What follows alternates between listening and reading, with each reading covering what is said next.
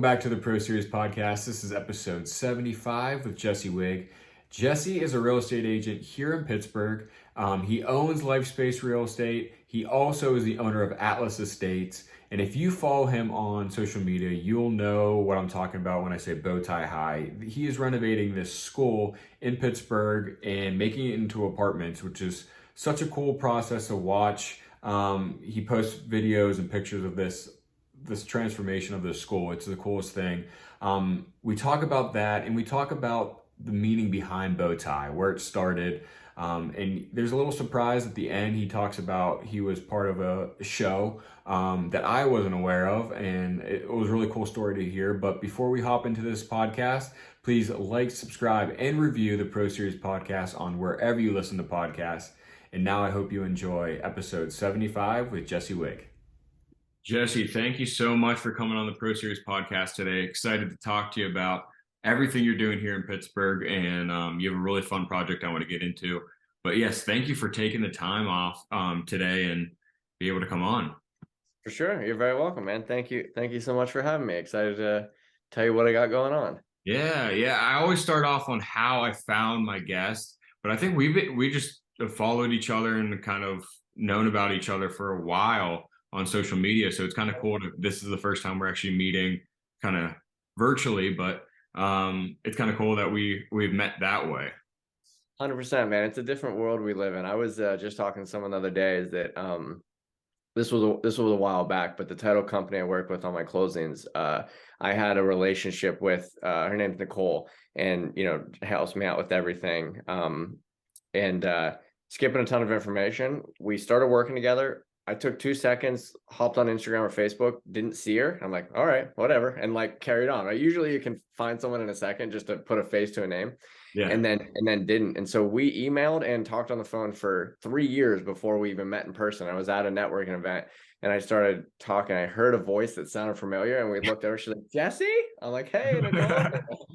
But it's a kind of a weird world that you can connect with someone, virtually or on social media or whatever it is, and you may not meet them face to face, as we haven't yet, but at least on the Zoom. Yeah, exactly. And it's come to the point when you go onto social media and they have videos and stuff, it seems like you already know them and you're already friends with them and you actually know how their personality is. So it's almost like a resume for that person's life instead of job wise, just their life. For sure. Yeah, different times. Yeah. So I first want to talk about, you're a broker and real estate agent, right? Yes. I hesitate. Okay. I'll tell you, I hesitate because of this. I'm gonna skip so much information just because I would talk way too long. Technically, I am not a broker. Okay. I own Lifespace. I have a partner now. We won't go into details, but I own Lifespace. And after a couple years, I took all my courses and was eligible to be a broker. Simply just need to take the exam. But I have a broker of record that hangs their license, and it's very inexpensive, or very affordable, I should say. And I've never been pushed to just take my exam. So I'm technically just a real estate agent that owns a real estate brokerage. Okay. So what got you into why did you want to make your own brokerage? Yeah, so I started that with a buddy of mine years ago, and he was a real estate investor and essentially just wanted to keep real estate commissions in-house. So that's kind of that was the driving force initially for a brokerage, and I became an agent and we started that together. And I'll say a couple years later, I approached him and was I approached him and then I bought him out. And so I had a desire to grow it and turn it into something. That takes much, much longer than I anticipated, which is not a problem. It's been fun and a journey so far. But yeah, so it was the initial reason was to keep commissions in-house on real estate flips and investments. Yeah, I was going to say, I definitely see more and more Lifespace signs in people's yards as years go on. Which is That's awesome. Good to hear, man. Yeah, we're gaining some traction. We got, not an overwhelming amount. We got probably about 25 agents, and there's some things in the works. So we're starting to get more and more activity, more agents interested for sure. We're doing, I think, some cool stuff. But That's awesome. So, what is one of the benefits of having a smaller or working for one of the smaller brokerages instead of like a big brokerage that's nationally?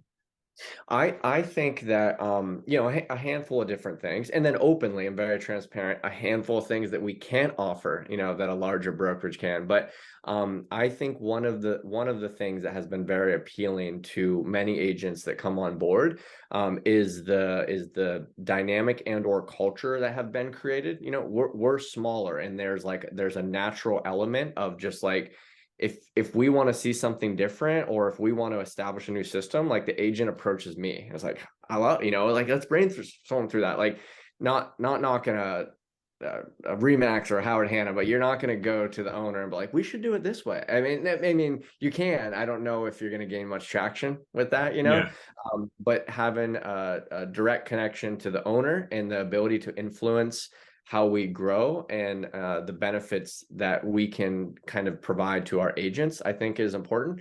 And then in addition, Lifespace specifically is like, and I'm biased 100%, but I feel that we have a lot of agents that are just hustlers, like just Mhm. positive mindsets, want to make moves, trying to get shit done. Also, a lot of investor minded agents, are an investor, want to be an investor, and I can bring a lot of value there. So yeah, I guess those couple things there. Yeah, and when you said that, I follow a decent amount of your agents, and it seems like they're more business minded than most real estate agents. I feel like most real estate agents have like that not I don't want to say used car salesman, but like that type of feel to them, and Yep. you could see it through their social media and their branding. And I feel like yours are a lot more business related, entrepreneurial. So like when you said that, it made sense. I'm happy to hear that, man. Yeah, that's important to us. Yeah, I'm happy to hear that. So when did this Bowtie High come in play? And what and explain a little bit if someone's not following along with the process of what Bowtie High actually is. Sure. Yeah. So I'm also an investor. I have a company called Atlas Estates. I have multiple different LLCs that you acquire properties in, right? But my primary LLC is a company called Atlas Estates. And I invest very heavily in Homestead, Munhall, and West Homestead, and have been for years now. And I also live in the area. And the truth is, I'm pretty plugged in and have a handful of connections. And so I came across this high school that was presented to me as an opportunity for investments. And I looked into it. I was like, you know what? I cannot pass up this deal. I have no idea what I'm gonna do with it, but I'll acquire it first and then figure out my options later. And so that's what I did. I was able to purchase the property.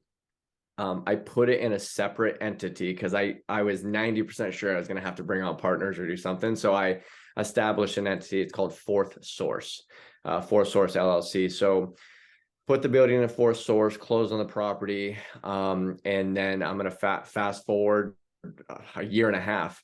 I ended up connecting with two different individuals that are now my partners, and I'm actually just the minority owner in Bowtie High and the school across the street. I don't know if you're familiar with, we purchased and we're renovating right now, Yeah. converting to apartments. So yep. So Bowtie High. So we brought in a friend of mine now that was connected through a mutual friend. He's from New Jersey. His name's Adam Colucci. And he contributes in many ways, brought a financial element to it, helps a lot with layouts and different connections, and kind of like, I'll say, keeps the partnership together as well, like fills the gap on a lot of things. And then Dan Spanovich, who is the majority owner and has a lot of knowledge and a lot of experience in buildings of this size, has helped us. Actually, he ran the show fully on converting the building to 31 apartments. So and then I had a handful of different connections, played a big role in the design of the building, and yeah, that's how the first school turned out. So we acquired the second one, and we're doing the second doing that on the second school right now. I don't know how you don't have your own TV show with that. Like just with the name itself, it's like, perfect. Well, I don't know if you saw it or not. All of a sudden, and it's still, there's things in the works still. We had an article written up on us by CNBC Make It. Okay. So yeah, well, I guess it was probably in December when it was released. So I guess a month and a half or 2 months ago now. So CNBC Make It wrote an article on us and released that article. And then they like posted it on their site or something. And we got a little bit of attention, nothing crazy. And then like a few weeks later or something, they posted on their Instagram, CNBC Make It. And we got so much attention. So then we had an article on the New York Post, the Daily Mail, a ton of media outlets connected with us. We were talking with CBS Insider Edition about filming something. We're currently communicating with CNBC, talking about their video department. So there's some things happening. We'll see. Yeah, it's awesome. And also the story behind Bowtie, because you put that in a lot of your, or and then pretty much every one of your investments, right? Yes, man, it's funny. Yes is the answer to not every investment, not every Okay. investment. I will tell you the story. About, I lose track of time, probably 6 years ago, I was on HGTV. I Okay. was representing an investor that was flipping a home. So I'm a real estate agent as well. I still operate today as an agent. And I was representing an investor. A production company filmed us. We had an hour-long episode. It was going to be our own show called Steel City Rehab or Steel City Renovators. Think Steel City Rehab. And when I Skype interviewed with the production company, usually I have a real big beard. I'm growing it back now. I was switching up, but usually I have a big beard, and I had a bow tie on when I Skype interviewed with the production company. And the production company came back. They're just like, we have two requirements. They're both for Jesse. We want him to keep his beard and wear a bow tie at all times. So they wanted to like create this character and brand me as the bow tie guy. So I kind of ran with that. I Yeah. connected with a local bow tie company called Knotsland Bow Tie, like created my own line within their company, talked about ownership that I didn't bring them any value, and I never pushed that. But so then I kind of ran with this bow tie thing for a little while. And so my company, Atlas Estates, in my logo, there's a bow tie in the logo. And so on every house that we sell that we're flipping, which is just a few here and there, that's a whole nother story, but we would incorporate a bow tie somewhere within the home. You know, one house we cut out the drywall and put a little wooden bow tie in the corner. Another house we had custom railings and it had a big bow tie in the middle of that. Another house that was in the tile, like penny tile, just did a little bow tie. So we were putting bow ties in all our properties that we were selling, you know, kind of branding, Yeah. marking our, you know, stamping our product, right? And then so one of the requirements when I was working through ownership with my partners in the school, Bowtie High, I was like, all right, guys, one thing, I'm a real chill dude and I don't push too much, but I was like, I really want to stick with the name that we were going to do, which was Bowtie High. And actually my father-in-law came up with the name. So, yeah, that's where it came from. That's awesome. I mean, it's kind of cool. Like, do people actually think of you that way now? Like, they see you like a The bow bow tie, tie they thing. automatically. So yes, which has been bittersweet because I tell you this is that I truthfully I never wear bow ties. I have a bunch, okay, but I never wear them for I every now and then I did years ago, okay.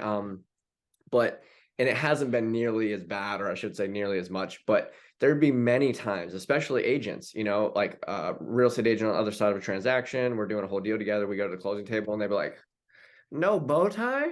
I'm like, oh, sorry. They're like, I'm pretty disappointed. I'm like, I don't wear them very often. But yes, I definitely established some type of name for a little while with the bow tie thing. That's so funny. So was that show? Did that air? Yeah, so it's really interesting, man. We had 1.6 million viewers, and our TV production company said that that is the best ratings that any pilot on HGTV had ever had. And our production company's like, you're getting a season for sure. Gear up, get ready. We're gonna do a season. We're like, cool, this is wild, man. This is exciting. And then skip ahead 3 months, HGTV was like, we're gonna go a different direction. So to this day, like I don't know details. I didn't look much into it. It was a fun experience, and it, you know, that's TV is from what I'm hearing. You know, it's like the Yeah. day before you air, it's like, sorry, we're gonna go, like, so it was funny because you built relationships with like the people you're filming with and stuff. And one of the cameramen, his name was Scott. And I'll say like I don't know, 3 or 4 years after that aired, after like we didn't get a season, right? My wife and I were in US Virgin Islands, St. Thomas. Okay. And I hop on Instagram or Facebook and I see the cameraman, Scott, who I haven't seen since filming 4 years prior, was like in the US Virgin Islands, St. Thomas. And I was like, hey man, I'm here too. And he's like, oh, that's amazing. Where you at? And we were staying at the same resort. Oh, So wow. I'm like, let's connect. So we went down one night and the beach and caught up, and we were just talking about it. And he's like, so whatever happened? He's like, was it my filming? Like, I thought it was my filming. I'm like, I don't know what happened. So to this day, and I feel like there was a reason, but it just at least wasn't passed to me or us. Yeah. There's a few people that just didn't know why, but it That's was a a fun shame. experience. That's a shame. I want to Yeah. see that. Can you see that like on Discovery Plus or something? I want to go back I'm and not look. I'm not sure. I mean, it was only one episode. It was an hour long. It's got to be somewhere. I didn't look for it. I watched it. I watched it Yeah. when it aired. But yeah, I don't How know. long ago was that? At least 5 years. Okay. Yeah. Oh, I missed that. Wow, that's weird. Yeah. So, um, before you started Lifespace and you were a real estate agent, were you always someone that always loved real estate and homes and everything? No? How do you? So yeah, man. It's a good story, but it's the only thing I tell on podcasts, but it's just how I began. So okay, I was working at a juvenile delinquent dependent group home. Yep. Okay. Went to school for criminal justice. I was working at that really negative, toxic atmosphere, and I wanted out of it. I was living in Erie, Pennsylvania at the time. That individual that was flipping homes that I ended up starting Lifespace with, his name Mhm. was Chris. Is that I connected with him, and he was flipping homes in Pittsburgh. So I started driving back and forth from Erie to Pittsburgh, working on houses, like doing punch list stuff on houses, working at $10 an hour, just punch list work. And I would probably do that for like 6 months. And I was like, man, this is cool, but I'm not the guy that's making $10 an hour. Like I want to do bigger things. I want to take risks. I want to make moves. And so I was like, I want to flip a house. And so kind of took, asked him what he did and like learned as much as I could there. Just I'm kind of like a guy that just like executes. I can be sloppy, but I make moves. You know what I mean? I Yeah. get things done. And so I found an individual that lends private money lending, hard money lending. I didn't know what it was at the time, but that's what they did, hard money lending. Found a guy, bought a house. I think this is important to mention. My now wife, who was my real estate agent at the time, I met her as my agent. She's now my wife. Okay. Yep. Bought a house, flipped a house, lost a ton of money, lost $43,000 in the first house I flipped. Yep. Wow. And so then then I moved from Erie to Pittsburgh because even though I got crushed, I loved real estate and I saw a huge opportunity. I just made a big mistake and just like a very expensive lesson, just education there. And I was like, I can do this. And there's like a level of like pride, I guess I'll say, or ego, whatever you want to call it, that is like, I'm not a genius by any means, but I'm not dumb. And it's like other people are doing this. Let's figure this out. Yeah. So, what's one piece of advice for someone that's flipping a house that you've learned along the way? Obviously, you've learned a lot along the way. Let me tell you something, man. To this day, I don't know if I'll ever figure it out. Your budget's not right. It doesn't matter. Your budget is not right. Maybe there's someone out there that adds like a 25% contingency, and they're ready. So your budget will be wrong. So prepare for putting more into it than you think. Absolutely have two exit strategies. Do not bank on a flip. Can you refinance it? Can you rent it? Can you have another investor that's willing to help you out if there's a shortfall? Like put a few contingencies in place that you have on options. The second you bank on like, I'm going to buy it for this, I'm going to put this much into it, I'm going to sell it for this, is like, unless you get lucky, you could be in a really tough spot. Yeah. I think that's great advice because HGTV and just TV in general with all these home renovation shows, everybody wants to flip and they think they could flip. And they usually just do one or two and then they realize that they can't do it. So, I mean, that's great advice.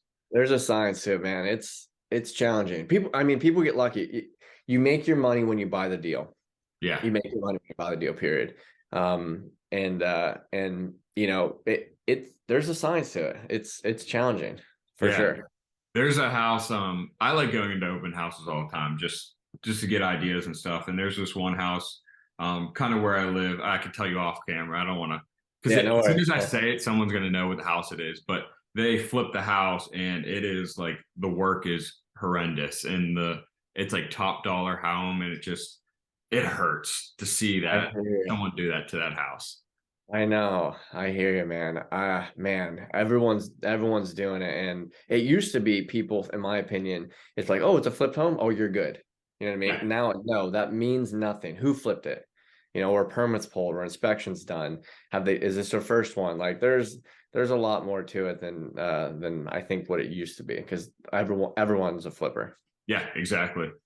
Well, awesome. Thank you so much, Jesse, for hopping on the podcast. I'm glad that we got to talk about Bowtie High and Lifespace. And I want to finish off with where people could find you, follow you, and yeah, for Lifespace, your personal account and Bowtie High. Perfect. Awesome. So my personal account is just Jesse Wig, JESSEWIG, and that's on Instagram and TikTok. Lifespace on our Instagram is lifespace.re. And then we actually don't have a social media platform or anything for Bowtie High. I think we do have a website. Bowtie High. I think it's bowtiehigh.com. Okay, Yeah. you've been posting it on your main account then? How am I seeing it? You've been my main account, my personal Okay. account. Okay. Yep.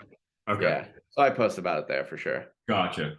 Awesome. Well, thank you so much for hopping on the podcast today. Thank you for having me, man. I appreciate it very much.